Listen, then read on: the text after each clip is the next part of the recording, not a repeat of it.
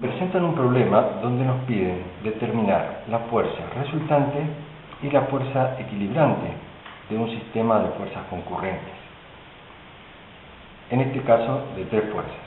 Fuerzas concurrentes significa que tienen el mismo punto de aplicación o, en términos de vectores, que tienen el mismo origen. Estas tres fuerzas nos dan con datos que corresponden al módulo de esa fuerza y al ángulo de la inclinación o dirección. Como se trata de un método gráfico, el que vamos a utilizar, que es el método del paralelogramo, necesitamos transformar medidas de fuerza en medidas de distancia, que es lo que podemos representar en la gráfica. Para ello vamos a recurrir a una escala. Vamos a tomar la menor de las fuerzas, que es de 100 newtons, que corresponda a una longitud de 5 centímetros. Y esto va a constituir nuestra escala, es decir, el valor de conversión de una en la otra. De manera que los 130 newtons multiplicado por la escala, de manera que se puedan simplificar newtons, nos va a quedar establecido en centímetros, 6,5. Exactamente de la misma manera, la fuerza F3 de 150 newtons nos queda referida como 8 centímetros. Entonces, el primer paso que vamos a realizar es el de dibujar esas fuerzas. Como primera medida, una línea horizontal de referencia.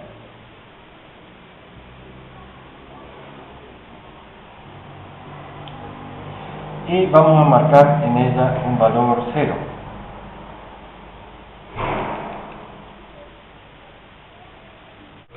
Este valor 0 entonces nos va a permitir definir los ángulos. En primer término, para F1 hablábamos de un ángulo de 45 grados.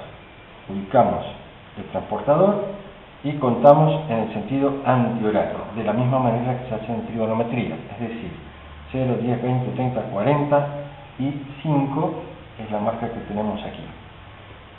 Marcamos el ángulo para F2, que son 140 grados, 90, 110, 130, 140 grados aquí. Y para la F3, que nos dice 200 grados, naturalmente el transportador solo marca 180, de manera que para completar los 200 necesitaríamos 20 más, medido a partir de los 180. Invertimos el transportador, ya sabemos que el ángulo llano marcado 180, más 20 completarán los 200 grados. Entonces, ahora, uniendo el origen con esas marcas que hemos trazado, tenemos dibujada la semirrecta en la cual se va a ubicar F1. Del mismo modo, la recta o semirrecta, mejor dicho, que corresponde a F2, y la semirrecta que corresponde a F3.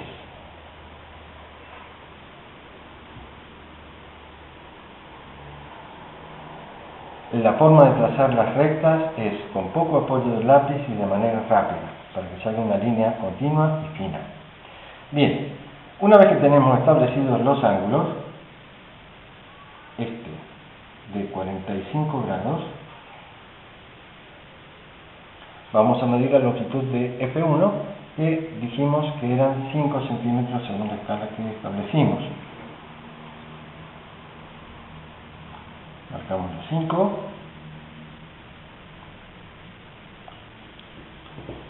Y en esta línea corresponde el extremo de la flecha.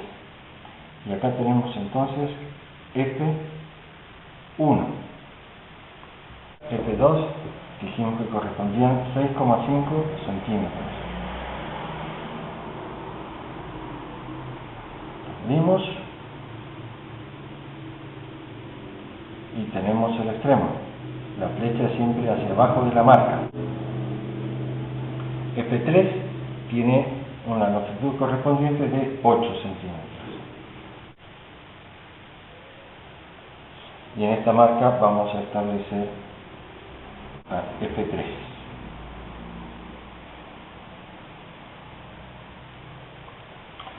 Para darle un poco más de claridad al dibujo, vamos a resaltar F1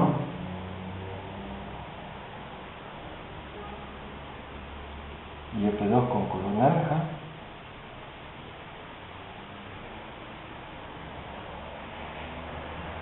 Y por el momento solo ellas dos, porque vamos a buscar primero la resultante de F1 y F2 para luego a esa fuerza combinarla con F3 y encontrar a su vez la resultante correspondiente. ¿Cómo lo hacemos?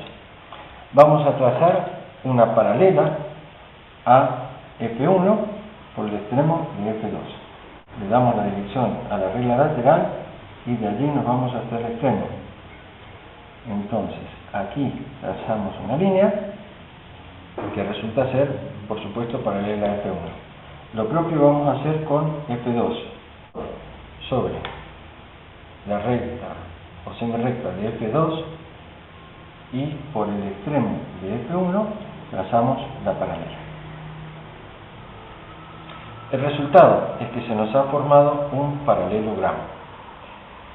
La diagonal de este paralelogramo, que es el que le da el nombre al método, va a resultar la fuerza que podría reemplazar en sus efectos a F1 y F2, es decir, la fuerza resultante de estas dos, a la que vamos a llamar F1,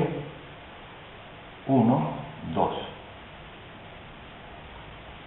Vamos a marcarla con un color verde para poder hacer una diferencia visual más clara. Entonces, teníamos originariamente F1 y F2 y ahora tenemos una fuerza que las reemplaza, que es F1, 2. Esta fuerza F1, 2 es la que vamos a combinar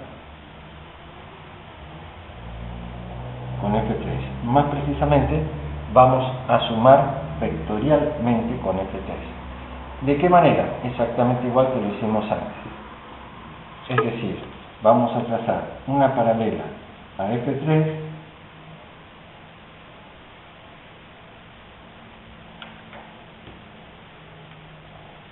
por el extremo de F1, 2. Y a su vez vamos a trazar una paralela a la F1, 2 por el extremo de F3. Apoyamos sobre la dirección de F1, 2, marcamos esa dirección en la regla auxiliar y nos venimos hasta el extremo de F3. Tendremos entonces una paralela a F1, 2 por el extremo de F3 y se nos ha formado un nuevo paralelogramo. Entonces, en este nuevo paralelogramo marcamos de la misma manera que lo hicimos antes la diagonal, con una diferencia. Sabemos que tanto la resultante como la equilibrante del sistema están en la misma dirección. Por lo tanto, trazamos una sola recta para ubicar ambas fuerzas. La diagonal nos marca la fuerza que llamamos F1, 2, 3, que no es otra cosa que la fuerza resultante del sistema. ¿Por qué? Porque nuestro sistema tiene tres fuerzas. Entonces, la longitud es de 10,2 centímetros y será la que corresponda a la equilibrante también. La medimos.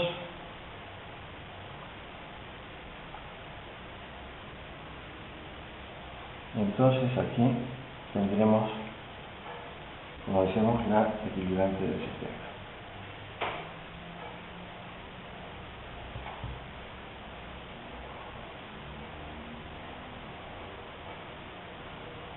Una vez entonces trazada, necesitamos conocer, aparte del módulo que hemos medido, el ángulo correspondiente. Entonces, el transportador ahora nos indica que tenemos, contando siempre desde el eje positivo de las X, 0, 90, 140, 151 grados. Entonces, vamos a destacar con marcador azul la resultante del sistema y con el marcador rojo la equilibrante.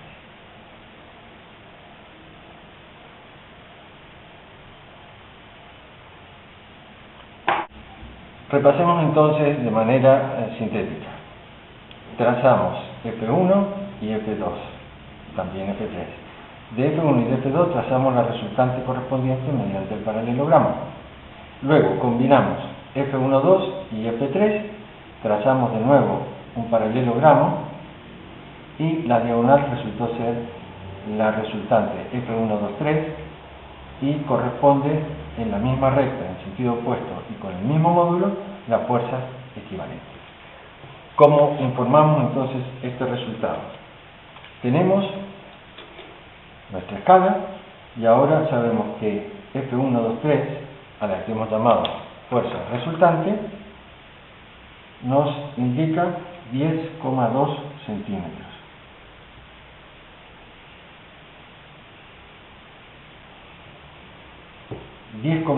centímetros, que significará, según saquemos la cuenta, centímetros se nos van, 204 newtons. Es decir, que nuestra fuerza tendrá 204 newtons y un ángulo correspondiente que dijimos que eran 151 grados. La fuerza equilibrante tendrá el mismo módulo, pero el ángulo será, aparte de los 151 grados, 180 grados más, lo cual nos va a dar como resultado un total de 331 grados para un módulo que será exactamente igual. Y aquí tenemos entonces como resultado la fuerza resultante y la fuerza equilibrante del sistema. Si el número de fuerzas del sistema que se nos presenta fuera mayor que 3, se trata simplemente de ir repitiendo el procedimiento. Por ejemplo, si fueran 4 fuerzas, a la F1,2,3 habría que combinarlas con F4 y volver a encontrar la resultante. Y eso es todo.